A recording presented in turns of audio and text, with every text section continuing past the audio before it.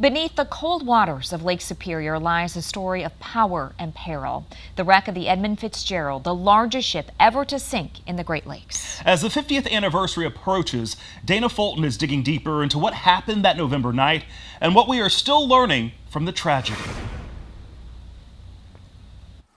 When the SS Edmund Fitzgerald launched in 1958, she was the queen of the Great Lakes, more than 2 football fields long. On November 9, 1975, she departed on a routine trip from Superior, Wisconsin, with a full load of taconite pellets, bound for Michigan. The Great Lakes, when they get nice and calm, they're just beautiful. And that was what it was on November 9th. Then the gales of November arrived. Overnight, winds gusting up to 80 miles per hour ripped across the lake. Snow fell and waves pounded the ship. What would it be like standing on the ship during a storm of that strength?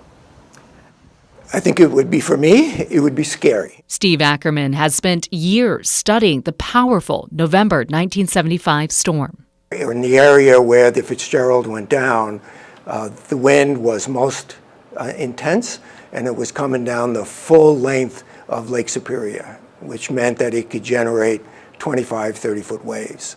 At about 7 p.m. on November 10th, the Fitzgerald radioed a simple message: "We're holding our own." Minutes later, the Fitzgerald disappeared from radar. 29 men lost. Since then, researchers have tried to learn why, so history doesn't repeat. I'm kind of Nancy Drew. Tamara Thompson is a maritime archaeologist with the Wisconsin Historical Society. I go down, I look for all the clues and try to come back and then look to the primary sources that we have to be able to give some of that history back to that place. For Thompson, it's not just about solving the mystery. It's about preserving the history and honoring the graves.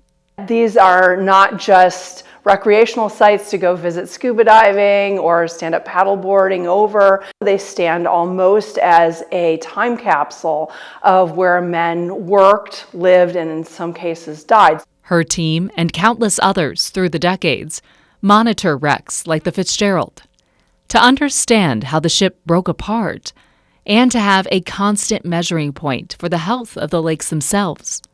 Better understanding the past leads to better building, messaging, and forecasting now. We get to look at what are the improvements we're making to the models and how is that improving the forecast? And is it improving the forecast? And if it's not, what else do we need to do to make that forecast better? 5 decades later, the Fitzgerald rests 530 feet down, a time capsule, and still a mystery. Reporting in Madison, I'm Dana Fulton. We're diving deeper into this mystery Monday, November 10th. We're airing an exclusive 30-minute special from Discover Media Works on the 50th anniversary of the sinking of the Edmund Fitzgerald. Catch the 50-year mystery of the Edmund Fitzgerald at 6:30 Monday night right here on WKOW.